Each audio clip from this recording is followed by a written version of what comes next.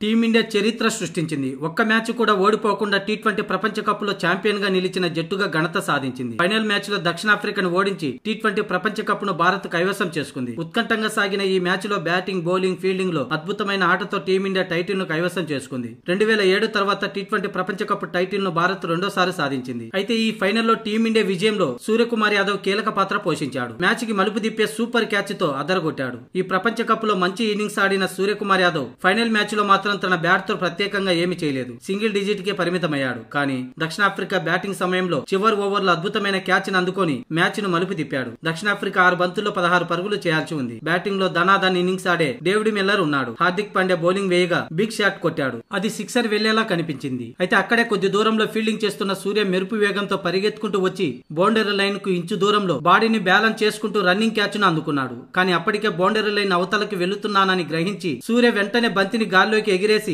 Boundary line అవతల నుంచి మళ్లీ లోపలికి వస్తూ పట్టిన క్యాచ్ మ్యాచ్ కి హైలైట్ గా నిలిచింది. ఇదే విషయాన్ని మ్యాచ్ అనంతరం హార్దిక్ పాండ్యా కూడా స్పందించాడు. గత 6 నెలల్లో ఎన్నో ఇబ్బందులు ఎదుర్కొన్నాను, ఎన్నో అవమానాలు ఎదుర్కొన్నాను. ఈ రోజు నా ప్రదర్శన వరల్డ్ కప్ లో చాలా సంతోషాన్ని ఇచ్చింది. ముఖ్యంగా ప్లాన్ లో భాగంగానే ఫైనల్ మ్యాచ్ లో తన బౌలింగ్ ను కొనసాగించానని, అలాగే ప్రతి ఒక్కరం కష్టపడి ఫైనల్ విజేతగా నిలిచామని హార్దిక్ అన్నాడు. ఇక నా బౌలింగ్ విషయానికి వస్తే ఖచ్చితంగా మేము క్లాసిన్ వికెట్ తీయాల్సిందే. అలాంటి సమయంలో అతని క్యాచ్ రూపంలో బయటకు పంపించడం మ్యాచ్ గెలిచామనిపించింది. అలాగే సూర్య మిల్లర్ క్యాచ్ ను అందుకోవటం మ్యాచ్ కి హైలైట్ అని హార్దిక్ తెలిపాడు. మొత్తానికి సమిష్టి కృషి వల్లే ఫైనల్ విజేతగా నిలిచామని హార్దిక్ పేర్కొన్నాడు.